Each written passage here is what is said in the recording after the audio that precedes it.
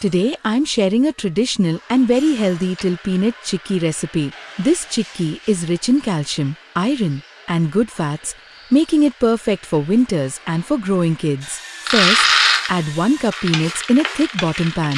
Roast them on low to medium flame, stirring continuously.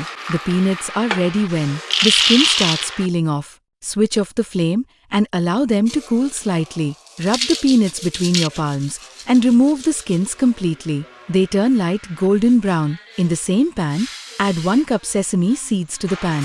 Dry roast the sesame seeds slowly, stirring continuously. Do not increase the flame, as sesame seeds burn very fast. Once roasted, immediately transfer them to a plate and keep aside. Now add the roasted sesame seeds and peeled peanuts into a mixer jar. Grind them into a coarse mixture. Do not grind into a fine powder. Now take the same pan again and place it on low flame. Add 1 tablespoon of ghee, then add 1½ cups jaggery to the pan. Do not add water. Let the jaggery melt slowly, stirring continuously. Make sure it melts smoothly without burning. Once the jaggery is completely melted, immediately switch off the flame. Quickly add the coarsely ground peanut and sesame mixture to the jaggery syrup. Now add 1 tablespoon roasted sesame seeds. This step is optional, but it adds extra crunch and enhances the flavor. Mix very fast so the jaggery coats everything evenly. The mixture will start becoming thicker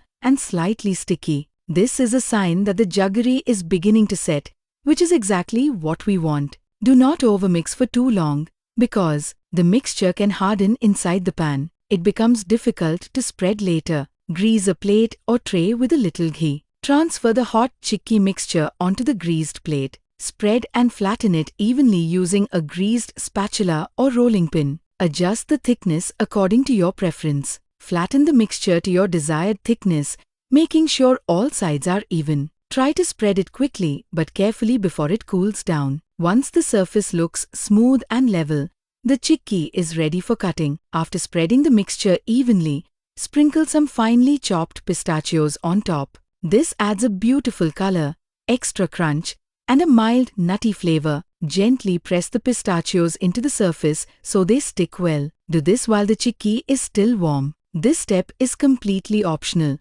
but it gives the chikki a festive and premium touch. Before cutting, grease a sharp knife with a little ghee. This prevents the knife from sticking to the jaggery and helps in smooth cutting. Decide the shape and size of the pieces: squares, rectangles, or diamonds. Start cutting gently without applying too much pressure. Press the knife straight down instead of dragging it. Once cooled, allow the chikki to cool completely at room temperature. Separate the pieces gently. You can store this chikki in an airtight container and enjoy it anytime with tea or as an energy booster during the day.